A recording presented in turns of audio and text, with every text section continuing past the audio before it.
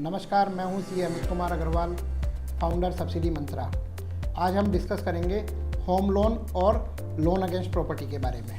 अगर आप घर खरीदने जा रहे हैं या उसको रिनोवेट करा रहे हैं या कंस्ट्रक्शन कर रहे हैं तो उसमें जो अपन होम लोन लेते हैं उससे रिलेटेड अपन आज डिस्कस करेंगे। होम लोन क्या होता है? यह एक लंबी अवधि का लोन होता है जो कि किसी सरकारी, गैर सरकारी, प्राइवेट या NBFC द्वारा लिया जाता है नया घर खरीदने, नवीनीकरण करने या कंस्ट्रक्शन करने के लिए, जिसमें EMI कम होती है और ब्याज दर काफ़ी रीजनेबल होती है। यह लोन सिर्फ हाउसिंग से जुड़े खर्चों के लिए ही लिया जा सकता है। होम लोन की मुख्य बातें: ब्याज दर कम होती है जो कि आज की डेट में 8.5% के आसपास है, लेकिन यदि अपनी भूमि सोसाइटी पट्टा है या रजिस्टर्ड नहीं है या किसी सरकारी विभाग से अधिकृत नहीं है तो यह कुछ NBFC संस्थाओं द्वारा अधिक ब्याज दर पर भी फाइनेंस की जाती है। यह एक लंबी अवधि का लोन होता है जो कि 10 वर्ष से लेकर 30 वर्ष तक के लिए टेन्योर इसमें होता है। इसका लाभ इनकम टैक्स में मिलता है और इसमें आजकल डाउन पेमेंट 5% से लेकर 15% तक भी एप्लीकेबल होता है। लोन अगेंस्ट प्रॉपर्टी, लैप क्या होता है? यह एक सिक्योर्ड लोन है जिसमें आपको अपनी मकान, दुकान या किसी कॉमर्शियल प्रॉपर्टी को गिरवी रखना होता है। यह लोन प्लाट, कॉमर्शियल प्रॉपर्टी को गिरवी रखकर भी पाया जा सकता है। इस लोन के उपयोग पर किसी प्रकार की कोई पाबंदी नहीं होती, यानी आप इसे बिजनेस, शादी, मेडिकल, बच्चों की पढ़ाई या किसी और ज़रूरत के लिए इस्तेमाल कर सकते हैं। इसमें ब्याज दर होम लोन से कुछ अधिक होती है। लैप की मुख्य बातें: कोई भी ज़रूरत के लिए इस्तेमाल कर सकते हैं।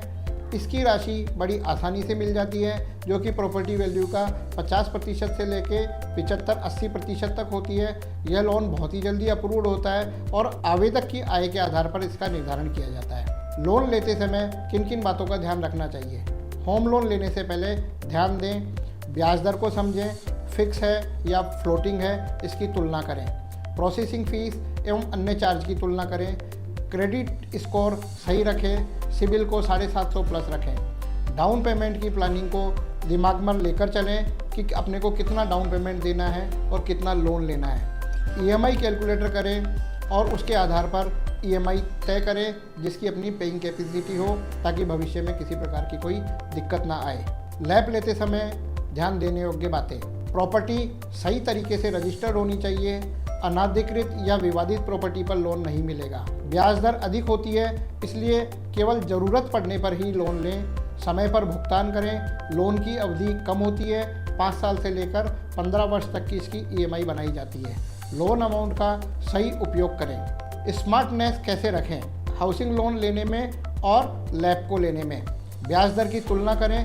SBI, HDFC, ICICI, कई बैंक कुछ रेट ऑफ इंटरेस्ट के फ़र्क पर, कुछ लोग प्रोफेशनल को कम देते हैं रेट ऑफ इंटरेस्ट में, कुछ लोग बिजनेसमैन को कम देते हैं, कुछ लोग सैलरीड को कम देते हैं। तो पूरी जानकारी लेकर जहां पर सबसे कम processing fees, rate of interest हो वहां पर अपना, या सबसे कम डाउन पेमेंट हो वहां अपना अप्लाई करें। लोन यदि अपन ट्रांसफ़र कर रहे हो, बैलेंस ट्रांसफ़र करवा रहे हो तो उसमें फोरक्लोजर इत्यादि या इंश्योरेंस इत्यादि की जानकारी पहले लेकर रखें। EMI का पूरा प्लान अपनी पेइंग कैपेसिटी के आधार पर बनाएं।